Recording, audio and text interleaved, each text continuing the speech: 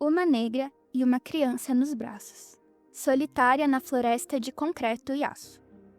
Essa cena, descrita pelos Racionais MCs na música Nego Drama, de 2002, é tão comum no nosso dia a dia que poderia ter sido composta hoje mesmo.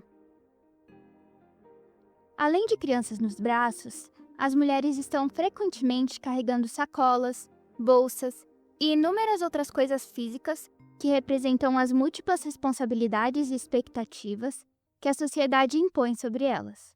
Atenção, atenção, está passando.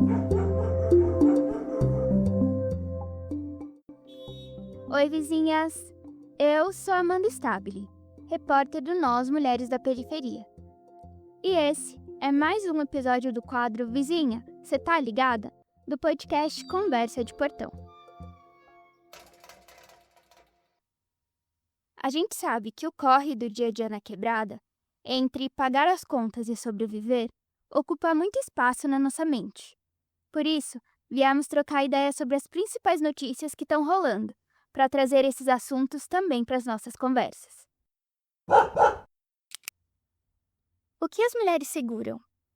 A casa, a família, os filhos, a comida, as amizades, o trabalho do mundo e o trabalho de ser humana.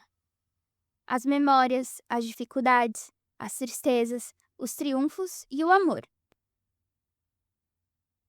Os homens fazem isso também, mas não exatamente da mesma maneira. Esse é um trecho do livro Women Holding Things, Mulheres Segurando Coisas, em tradução livre, da artista estadunidense Mayra Kalman. Lançado em 2022, ele traz uma série dessas cenas, que nos fazem refletir sobre como as mulheres carregam o peso do mundo de uma maneira tão naturalizada que passa despercebida. Um ponto em comum entre as coisas que as mulheres carregam diariamente é a conexão com o trabalho do cuidado, seja do lar ou das pessoas. Por isso, é importante refletir sobre como essas responsabilidades impactam suas vidas e questionar as estruturas sociais que garantem que essa sobrecarga física e mental continue existindo. As bolsas, que surgiram na antiguidade para carregar pertences durante as atividades fora de casa, passaram por diversas mudanças com o tempo. Mais do que apenas um item de moda, elas contam a história das mulheres e como seus papéis na sociedade se transformaram ao longo dos anos. A história da moda, ou pelo menos a história sobre a qual conseguimos encontrar pesquisas detalhadas sobre, não aborda especificamente o Brasil e o período colonial brasileiro, mas um contexto europeu. No entanto, é importante lembrar que a moda europeia influenciou significativamente as roupas da elite brasileira, especialmente a aristocracia e a burguesia urbana desde a chegada da corte portuguesa ao Brasil em 1808. De acordo com Renata Tristante e Thalita Roim, autoras do artigo A História da Bolsa, sua evolução no contexto histórico da moda feminina, a primeira bolsa foi provavelmente feita de pele e amarrada a um pau, servindo para carregar alimentos e iscas. Com o passar dos séculos, a moda feminina passou a se preocupar mais com a aparência do que com a funcionalidade. Isso não só fez com que as mulheres usassem mais bolsas, como também as transformou em símbolos de liberdade, mas também da sobrecarga de responsabilidades, especialmente no cuidado do lar e das pessoas. No século XVI, tanto homens como mulheres usavam bolsas, geralmente amarradas na cintura. Elas também revelavam as diferenças entre classes sociais, já que apenas os camponeses usavam bolsas maiores, levadas sobre os ombros ou a tiracolo. Nesse período, as saias se tornaram mais volumosas e então as mulheres também escondiam seus objetos entre as pregas da peça. No século XVII, os homens passaram a ter bolsos costurados em suas roupas, tornando a tarefa de carregar pertences mais prática. Enquanto isso, as mulheres passaram a prender as bolsas em formato de pera debaixo do merinaque, aquelas saias presas por arcos ou varas flexíveis. Nesse período, esses acessórios eram tanto funcionais quanto limitadores, pois as mulheres precisavam carregar coisas, mas não tinham a liberdade oferecida aos homens.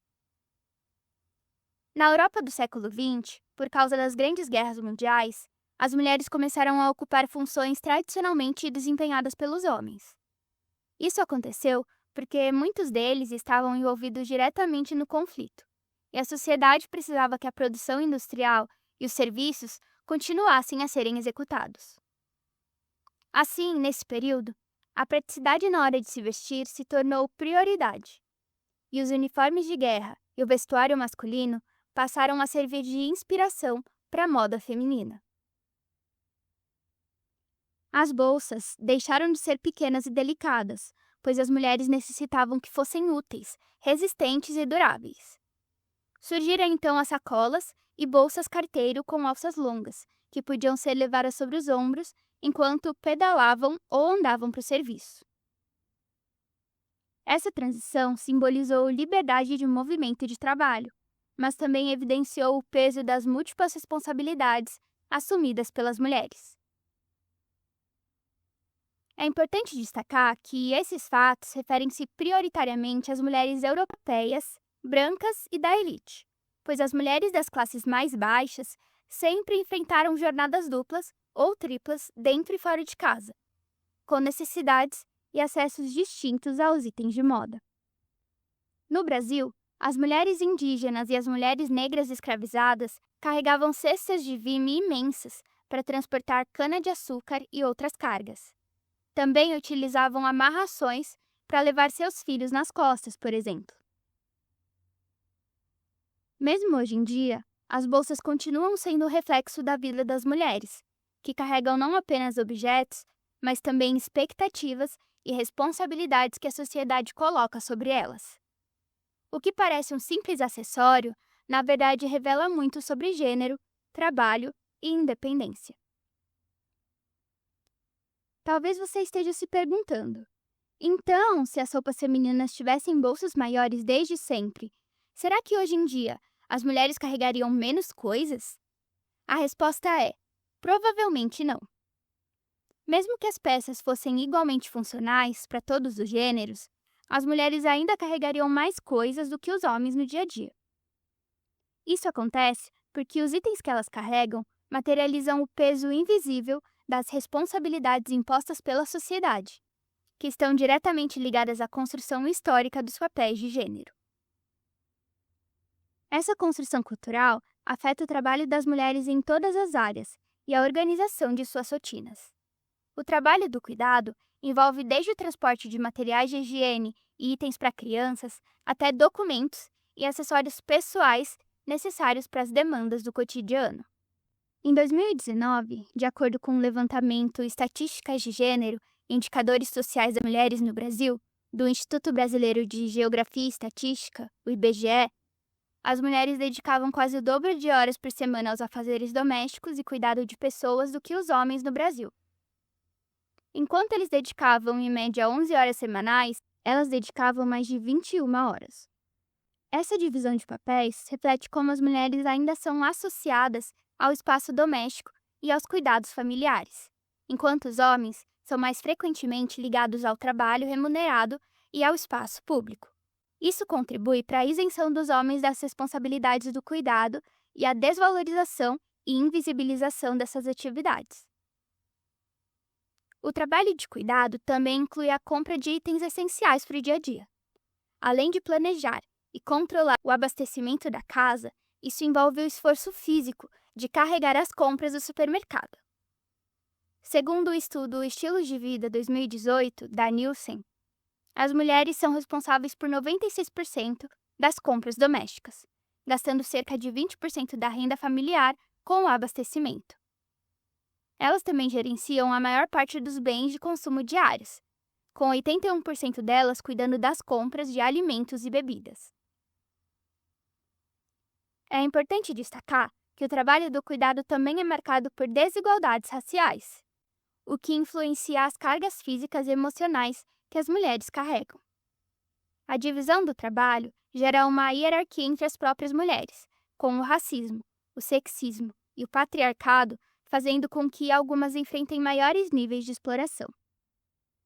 O levantamento do IBGE também mostra que as mulheres negras são as que mais se dedicam aos afazeres domésticos, seguidas pelas mulheres pardas e as brancas. Além de realizarem o trabalho de cuidado em seus próprios lares, muitas mulheres se dedicam a atividades em casas de terceiros, recebendo salários baixos e enfrentando condições informais. Segundo dados de 2022 do Departamento Intersindical de Estudos e Estatísticas, o DIESE, as mulheres representam 92% dos trabalhos domésticos no Brasil, sendo 65% negras. A maioria dessas profissionais tem mais de 40 anos e uma renda média inferior a um salário mínimo.